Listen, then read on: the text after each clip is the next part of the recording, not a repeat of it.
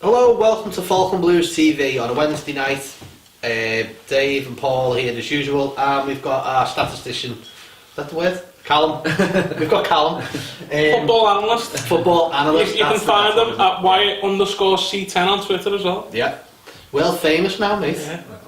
Well, getting on the blue room and everything else. Get on you. Right. But yeah, how are you? You alright? Yeah, all good, you know. Good to be back, and been interesting, hasn't it? Time for Everton at the moment. And it's been a great break.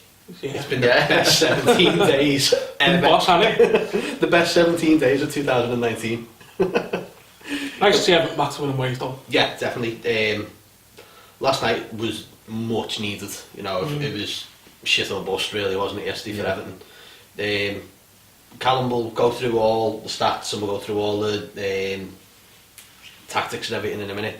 But boys, what did you both think? You know, it's good goals. I thought it was good for Gilfie to get those 2 goals as well. Yeah. I think that's going to boost his confidence. He's been under a lot of scrutiny lately, hasn't he? Yeah, like a few players. Coleman again, he had a good game. Yeah. I thought we played really well. I noticed as well, Jordan it, and after it, Richardson's took a bit of stick. Now, he didn't have the best game, but you can't play well every week, you know what I mean? I think you made the point on Twitter, someone was slagging him off. And it's like, he's got 10 goals already this season. Yeah, 10 goals from a position that he's not used to playing in, or not comfortable playing in, and gets kicked every fucking week. Can we not make him the new scapegoat and just not everyone can have a great game every time. I think you're entitled to a bad game every now and then. And he hasn't had many in a blue shirt, so... It's a poor run of form, but then the sides has also been just as bad. You know what I mean? He's not the only one. Yeah. The whole team I think is... playing up top, then playing out wide and stuff, and plays position, hasn't he? A lot. Sure, yeah. Was it in the Watford game? Did he play wide right in the Watford game? He's been batting from pillar to post. So different positions every time. I think for him now, I think he just needs a goal. I think once he gets that goal, he'll start flying. Settle down again. We got into some good positions yesterday. 1v1s out wide, we tried to counter attack. But just that last little bit where he goes up at the play, he's just missing that extra yard or the extra bit of confidence. I think that's what it'll be. It's definitely confidence, because I think was it quite early on? It was in the opening 5-10 minutes where he got absolutely sliced in half. Yeah. And that's why he set him up for the game. Then, you know, and he's a young lad. He does take the knocks time and time again. There's going to come to a point where it's like, fuck this. He's similar to, his head's going to go. He's similar to Zaha, isn't he? He's a quick player, everyone knows his game and stuff, and they do it early doors, they get into him, and you know that by doing it, it'll throw him off his game, because he is young, but he'll have to get used to the Premier League and you know, each week, you know, play by it, and hopefully get better and better. Calvert-Lewin took his goal really well. Yeah. I think that'll give him a nice boost of confidence. I think what you're saying about Calvert-Lewin there, it's the same as Richarlison. Yeah. They're both young lads. 20, 21 years of age, and they're under the spotlight a lot. I mean, Calvert-Lewin hasn't quite got the price tag, but he gets a lot of scrutiny as well. He's a young lad doing a lot of work on his own in a team that isn't playing well. I think he's used to physicality of the Premier League though as well. He sort of takes it, doesn't he? Yeah. You know what I mean? He can take it a lot more, I think, whereas Richarlison, like, he'll go down and he'll get frustrated or whatever. He obviously, the beginning of the season was at the Bournemouth game. He got sent off, didn't he? But he'd been kicking them all game and he's reacted or whatever, so obviously he's learned from that. But I think once he scores a goal, I think that'll be him then. But he needs to be playing the same position as you, because it's hard as a player when you're changing positions all the time. Your roles change of what you need to be doing and stuff. And I think he had a tough time up front. It was difficult, and like I say, this was obviously frustrating for him as well. Yeah. Well, I think one of the main surprises yesterday was the introduction of Schneiderlin into the side. Yeah. He wanted a good game as well. I think we expected this with Jagielka coming back into the side with, you know, injuries, suspension to Kurt Zuma and stuff like that. But that one was the big surprise, and even me, I'll hold my hand up. Everyone shit it. Everyone said, "What the fuck is he doing? Does he want sacking?" As a result, you know what?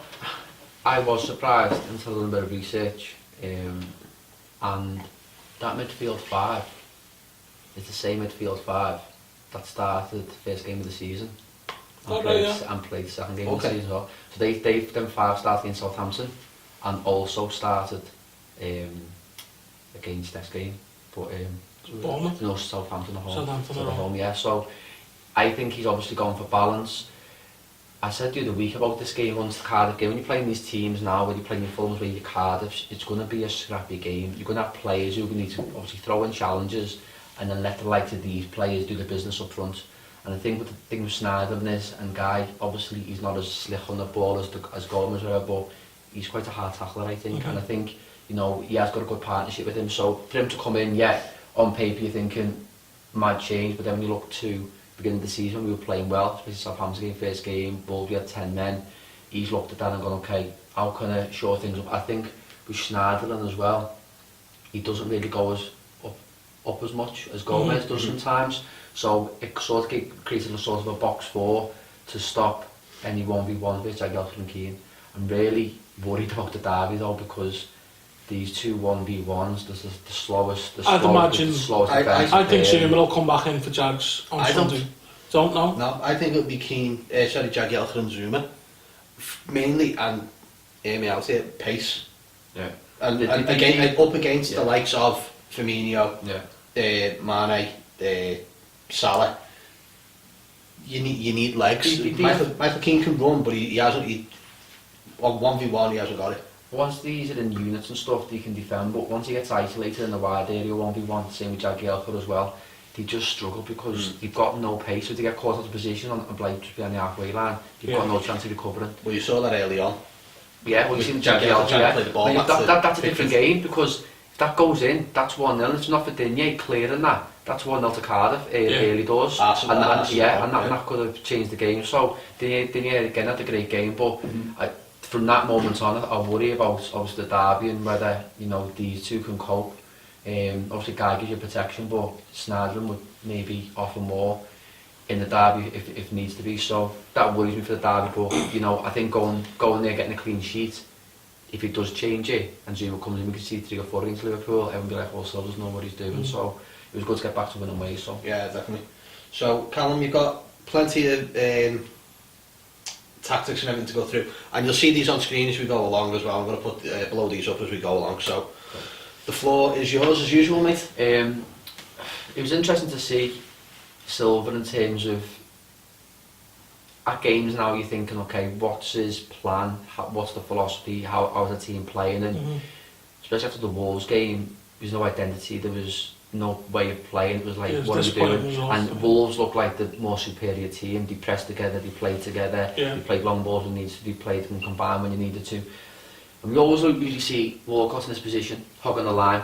And how many times does it go from Coleman into WALCOTT, their left back gets really tight, he doesn't turn, and the ball comes back in.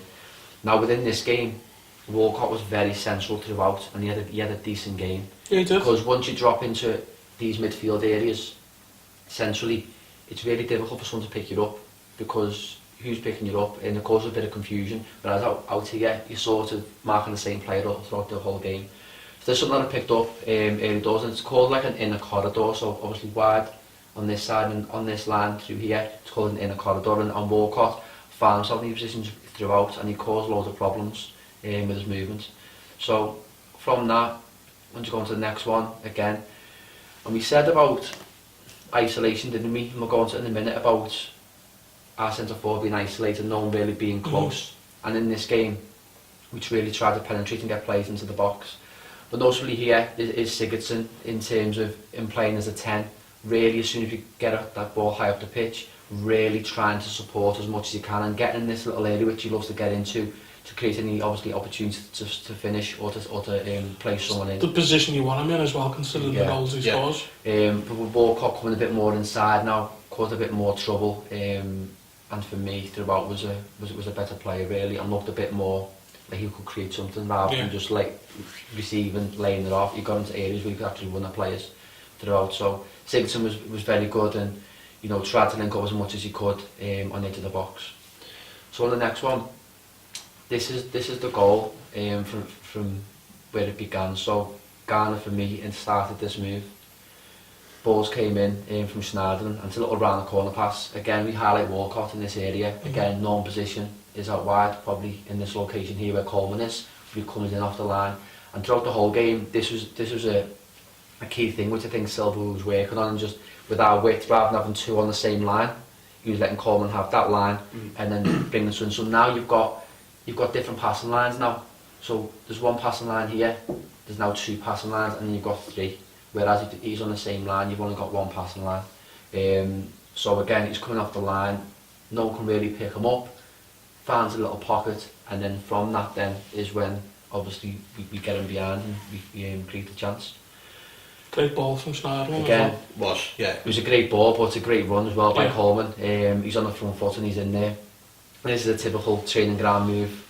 Get to the byline, Coleman, and it's a great pullback. But again, we highlighted before, Sigurdsson trying to get into the box. Them late runs, similar to sort of Lampard-esque for Chelsea, arriving late.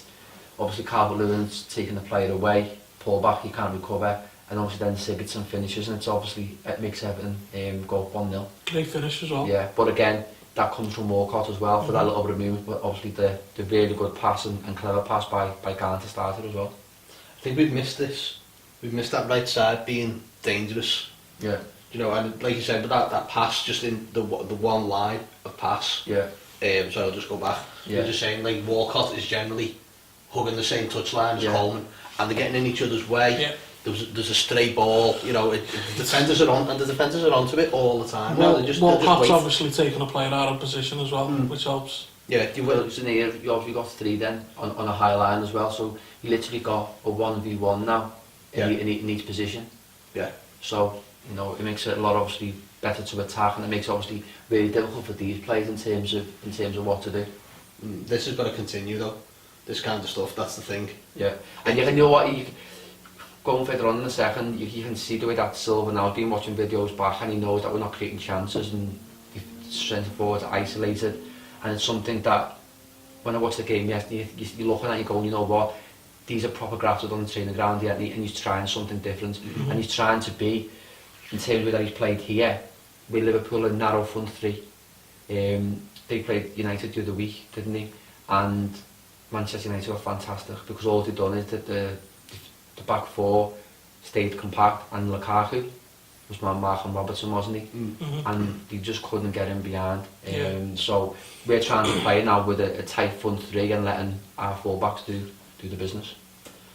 Good stuff. And this was Sigurdsson, so obviously I think Silva spoke to him before the game, didn't he, in the press conference, saying he wants to get him involved more, linking up more, but more so in terms of with the centre forward, but giving them short, sharp passes, getting close to the centre forward, and you can see his heat map here, he's everywhere, but we can notice in here as well that the orange bit is the more, obviously where he was more of the game, and how central he is in these areas, where I think the last few weeks, and you know, he's been wide a lot, he's been a lot deeper, can't get up there. So he's had a great game, and they're positions that we need him to be in all the time. We can't have him drifting out to these wide areas, because then we've got no 10 to then go. And if someone then does go, a Gomez or a GANA, then we're probably, you know, light here defensively if we lose the ball. So, you know, great game, and I hope now we can sort of kick on and we keep that same style of continuity attacking within, see his little things in between the 18-yard box as well. That's where we want to keep him in there. And obviously then these sides is obviously with, like I said, Digne will be getting down, and Coleman. We'll have more central players in there to create chances. I love the heat map, it reminds me of Brent. But when here as well, when we keep our front 3 narrow, it creates obviously overloads as well in central areas as well. So rather than having obviously 1 against 2 defenders, you've probably got a 3v2. So it makes it a lot harder to defend against. So yeah, that was it for that. 2 goals, 15 passes in the final third, successful one as well. So, you know, he had a good game. You're disappointed, wasn't he, to come off at the end? Because he wanted his hat-trick, but you know, look at the bigger picture now. You're playing Liverpool the weekend. Last thing we wanted was to get in the door. I think looking at that side as well, early on we looked very leggy. I know we've had that break, and we've had plenty of extensive training, but we just looked a little bit ragged, a little bit not up to the pace of the game, and Cardiff made it difficult for us in the opening 20 minutes. Off, didn't but I think once we got the goal and we settled into it, we were fine. And I understand why obviously he wants a hat-trick, but again, like you say, bigger picture. We got bigger fish to fry at the weekend. I want to see players unhappy coming off though. Yeah. Not to the extent of Chelsea's goalie, like. But, Not like Chelsea Jordan manager. Henderson where, you know, Klopp gets a cob on because he didn't give him a high five. You didn't shake my hand. It's probably in his fucking contract with Klopp. Fucking got to hug me or high five me. No. So Callum, what we want to look at as well before is the home game as well, and the difference in the style and the play and setup. So do you want to run us through that one? Yeah, so this is obviously the home game that obviously we escaped through, didn't we? We got to that 1-0 1-0, wasn't it? Yeah, Was it Richarlison who scored, was it? Sigurdsson again. Sigurdsson, sorry, Yeah, a little tap-in, wasn't it? So Yeah. I think That's Richarlison played up top, and this was that game, and we said about occupying centre-backs. So this is an attack from us. Richarlison's up top, and he comes out into a wide area, so you've got no one penetrating this back line here. It allows him to step out, and in the end, we end up getting forced back, so we've got no pass inside, and we go all the way back, I think, to Mina, and we have to start again. So that was something from the previous game, which obviously was a flaw in our attack. You know, you've got Digne, Bernard getting on the same line. Gomez just came in, Sigurdsson there, so it's really condensed, really cramped, and we're not really doing anything to their back four. And we showed throughout that game, didn't we? It was a sort of a lucky goal. You see this trend a lot though with Goodison. Yeah. But, you know, overloading on the one side and there's nothing. Yeah. Because you do all that good play, then you get into positions. But you're doing it here. Yeah, and there's nothing in the box. But I think in the next scene, I think Gomez or Walcott, one of them got him behind and drilled that ball right across the face of goal, and they were home within 15 yards, wasn't it, to finish. So this is now the change now. So we've got into this game. Now when we're attacking, okay, let's pin these back, let's try and create chances. The players in the box. So you've got player here, 1v1, 1v1 in here, 1v1, and a free player in here. So as a defender now, you're at 6s and 7s because you're like, I've got 4 players here and I've only got 3 defenders. No one's picking up, so you got them overloads and you're causing chaos. It makes it really hard to defend against. So now having these players now out wide, we don't need to because Coleman's doing that. This player can come inside, and the same on this side, so Digne in here, and obviously then Cardiff City tucked in there as well. So that for me was the big massive point in terms of what Silva's now looking to do: get bodies in the box early, and try and really create some real meaningful chances. The interesting one for me as well in this game was when it flipped the other side, for example, and Bernard came on, and the ball went out wide to Bernard. Digne would come in off the line. Yeah. So it went out wide to Bernard, and then Digne made an underlap and came inside the pitch, which I've not even seen that through from all season. So again, an example of what Silva's trying to do on the training pitch, trying to think, okay, how can we mix it up, how can we get more bodies, more central now. Sure. So yeah, it was really, really good to see. So, Bernard done really well when he come on as well, didn't he? Yeah, it was excellent. But he was involved in that in the goal, wasn't he, when he crossed it in, because it was nearly a penalty, wasn't it? Nearly got clipped, didn't he? Stunned him with a little double scissor, gone round and whatever. So, but yeah, he made a difference, and I think he was obviously done more, didn't he, what Richarlison did. But people saying he should start on the weekend, but I think it's going to be a different game to this. Sure. We're probably going to have what, 30% of the ball at our home. Yeah. I know we're going to try and go out and really put it to them, but possession wise, they play a possession game, don't they? Yeah. You know what I mean? And it'll be interesting to see what he does against them, because do we go out all guns blazing, which we will do, but do we press them high or do we stay in a deep block? What do we try and do? I think if we try and press them high, we're probably playing to their strengths. We'll get punished in the field. Yeah. Do you remember Koeman when we were at home and Mane scored in the last minute? Yeah. Where we did come out all guns blazing in the first half. We played well, but by come like 65 minutes, you could just see we were just we really were just the last 15 gassed. minutes, the goal was coming. And I think we'd also used 2 subs as well, which doesn't help. But was it an early sub? That game? Yeah, because we had Rob Lesson goal that game as well, didn't we? Yeah, I think Steffenberg went off injured. It was an early substitution. One of the keepers went off injured, and then there was another injury in the first half. Yeah. I think it was. I can't remember who the other one was. Maybe it was Schneiderlin. It might have been Schneiderlin actually. Yeah, I think it was Schneiderlin went off injured. Yeah. Answers on a postcard. So now going to Coleman. People saying today, obviously, or throughout the season has Coleman lost, or has he lost his pace? Is he any good anymore? And the thing for me is Coleman's a professional, he's a grafter, isn't he? And what I've heard, that him and GANA are the best trainers within the Everton. Really, yeah. You can imagine that. Hard You can actually, yeah. So obviously if he's going to be getting dropped for John Joe next week, he's going to come back fitter, he's going to come back better, he's going to want to play for Everton. Sure. And again, this highlights the desire. He's done this quite a bit throughout the season, but I think he was a lot more effective and he chose better times to go and attack and try and link up. So there's another one where it came in from Sigurdsson. Interesting again in here is, do you know what this player is here? Callum. So he's a centre forward. Yeah.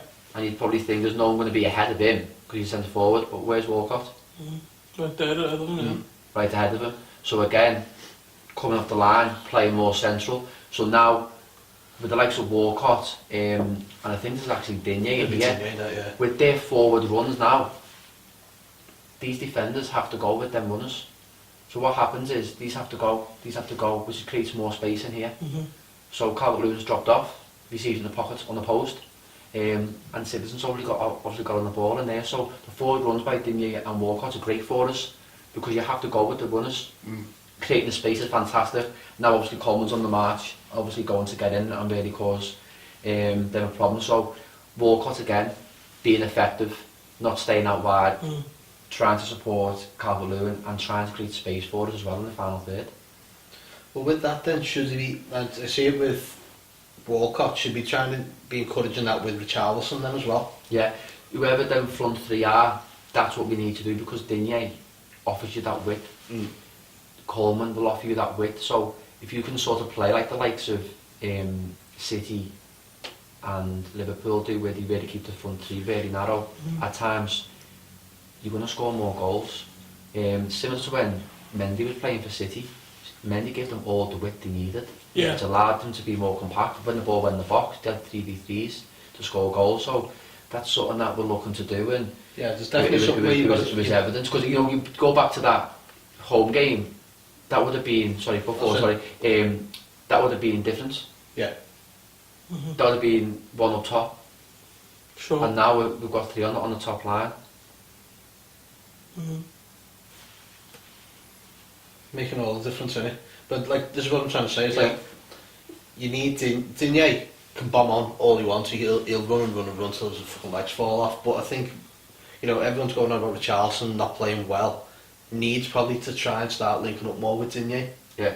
On that left hand side, and I think that would give him the more confidence. I think if you just started saying, okay, learn from the way Baines and Pienaar used to play. Do you know what I mean?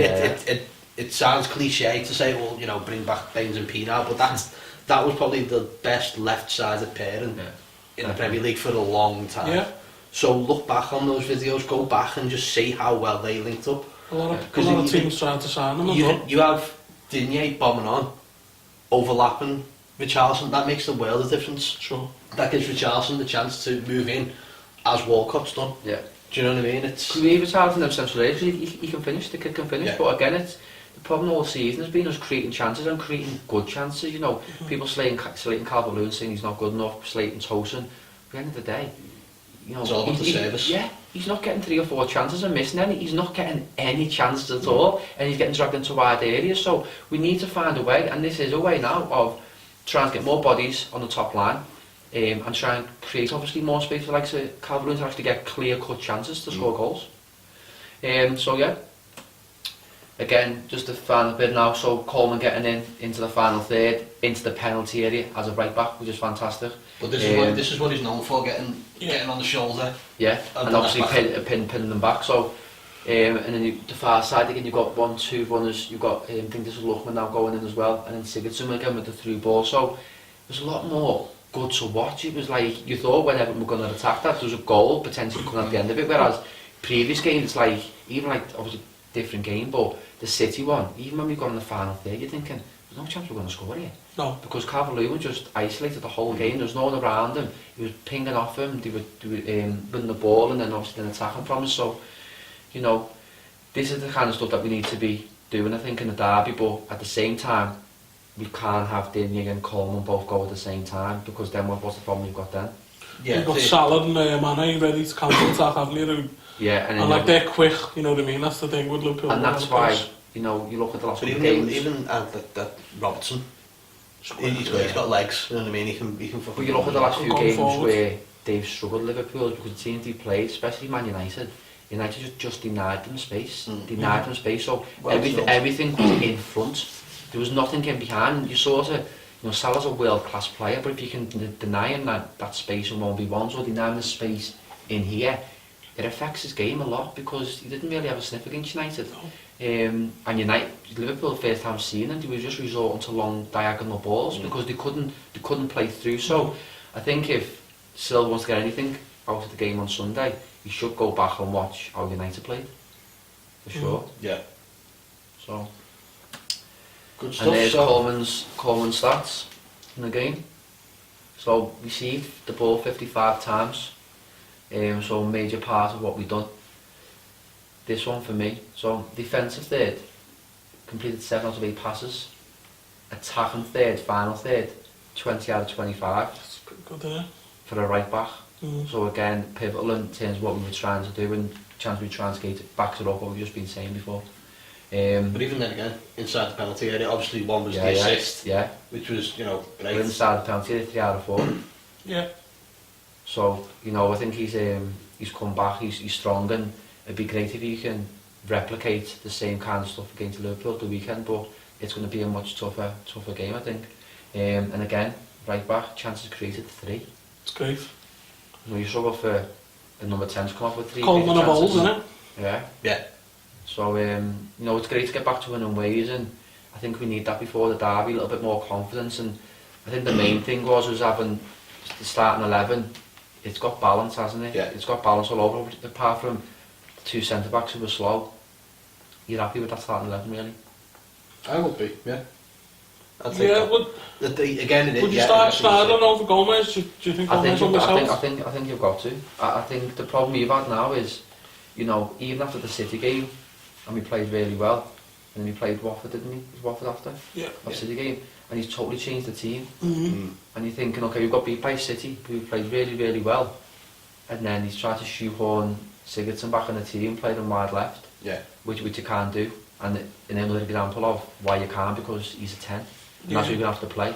And we've seen Koeman fail by doing that, didn't we? You know what I mean? Trying to play him out wide. Well, Koeman used to play Calvert-Lewin at wide right, didn't he? So, yeah. You know. I think I was reading something earlier about what Silva was saying about Schneiderlin, and saying that he gave him the right attitude. Yeah, I read that. You give him, you know, the right kind of response. You know, he's had a lot of shit personally over the last few months, which is fair enough. You know what I mean? It's tough for fucking anyone, that one.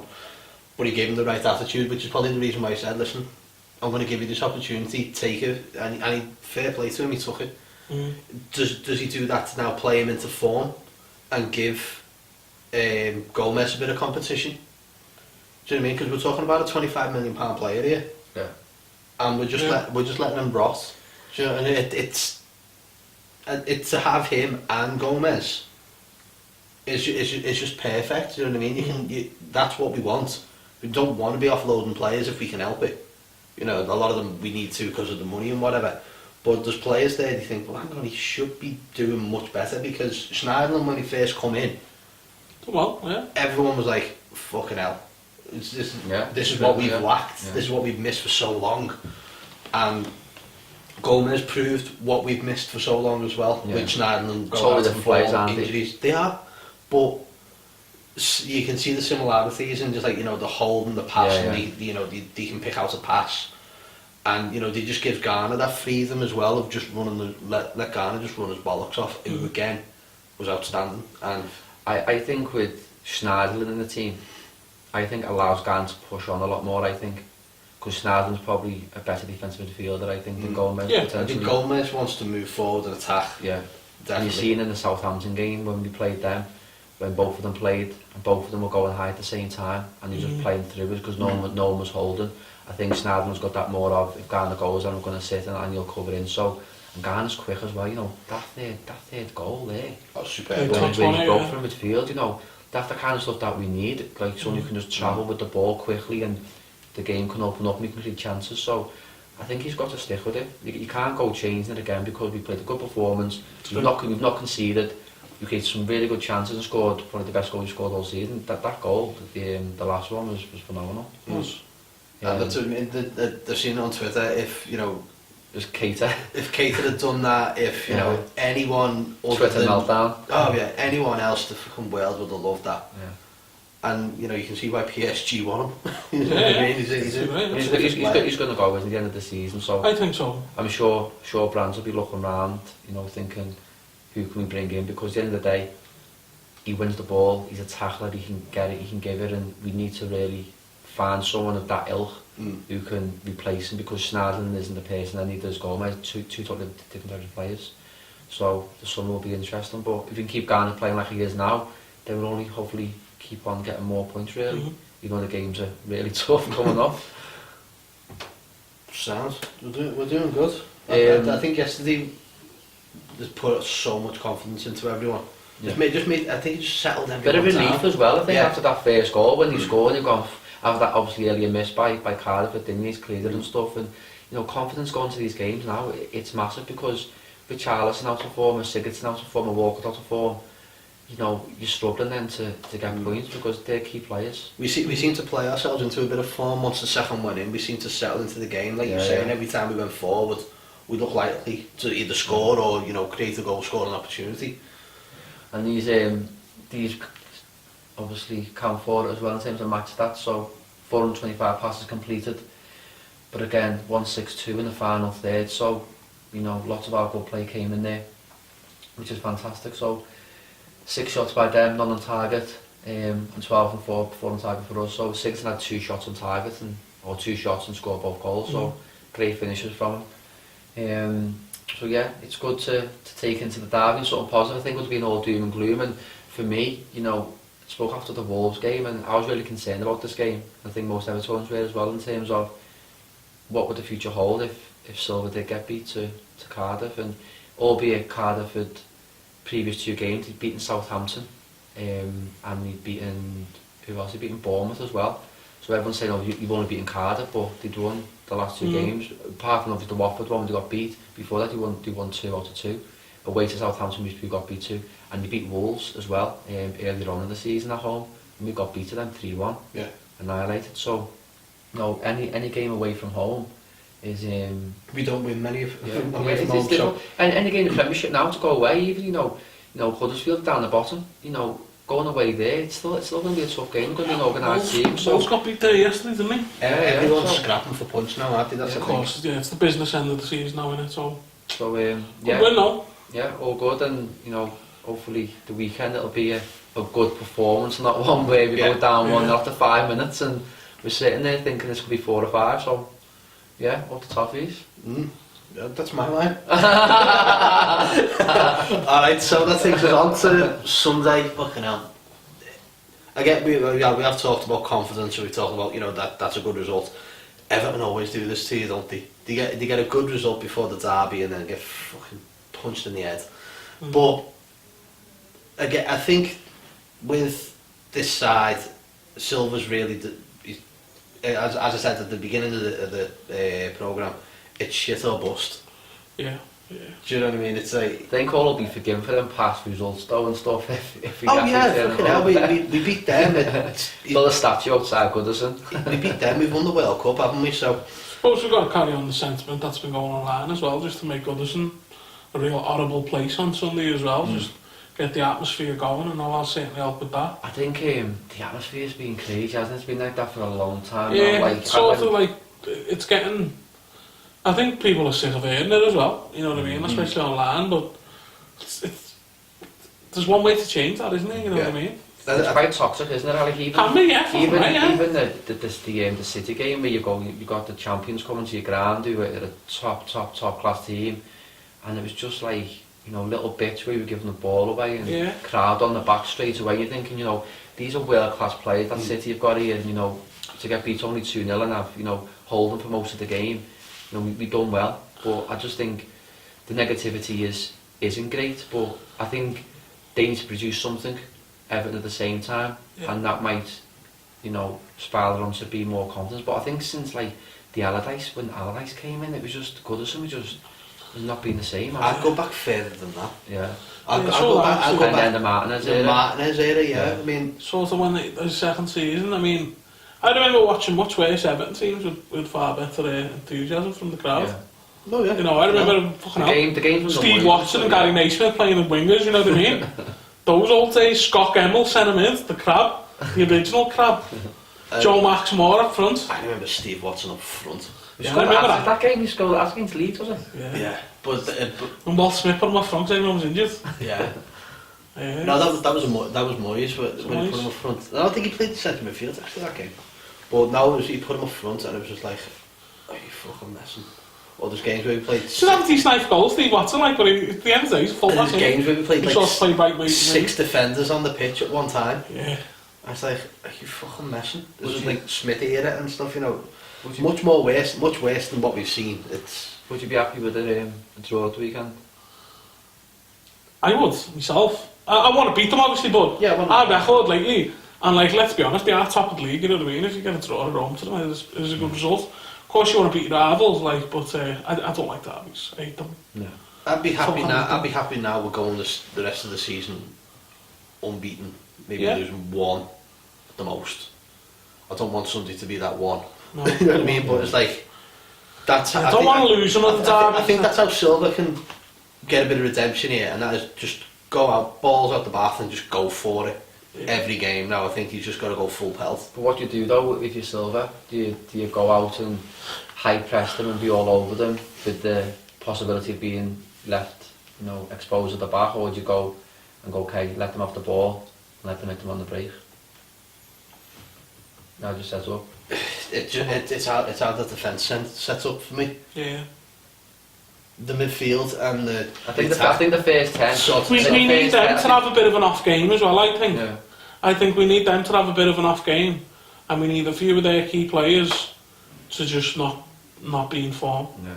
Like, because when the likes of Salah's in form, it's fucking unstoppable. I think the main person for me is Van Dijk. I think it's going to be a long afternoon for Calvert-Lewin, and it's, like you said, obviously going from there, Walcott and Richarlison need to really get close to Calvert-Lewin to occupy them two centre-backs, because if he's up front on his own like he was against City, he's going to have his work cut out, and it's going to be a long 90 minutes for him, I think. Yeah. Result? Predictions, go. There we go. 1-1. I'm going to sit on the fence and go 1-1. I'm going to go 1-0, last minute. I'd love it. I'm balling in and everything. Just punching it. I was going to say 1-0 last minute. Punching in the top side. Digne free kick and Silva running the length of the fucking pitch. I was going to say 1-1. Potentially though, because they've been a 1-0, you know. Can we just point out as well that Klopp said that Everton treat this like a cup final. Did he actually say that though? Did he actually say that? Yeah. He quoted on it, yeah. Come on now. This coming from the guy who ran on the pitch and celebrated more than the players did. And I honestly hope he's seen it like a cup final, because he fucking doesn't win them. Yeah, 6 on the spin. Yeah, so, but I thought that was a bit like, in my head I was like, oh look, there's a Liverpool manager being disrespectful about Everton. That's never happened before, you know what, it's Klopp, isn't it? It's them mind games, isn't it, and stuff, and if he can say that and get into Silva's head, you know, it's sure. with when Mourinho's getting to Wenger's head before the big games and stuff, and it affects you, doesn't it? So yeah, I suppose looking back, but that's your team talk. I can't see his point. That's your fucking team talk. I can't see his point. I can see his point to a certain extent, and it weren't like Benitez when he spat his dummy out, called us a small club because we got a draw at Anfield. Like, that was a bit embarrassing. But you know, they wouldn't be in all Liverpool without this small club, would they?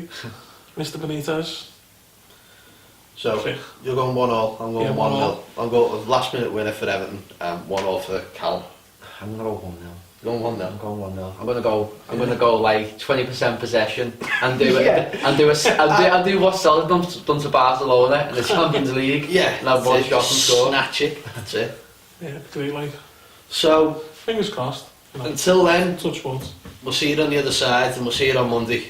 Up the fucking toffees. Colin Chong.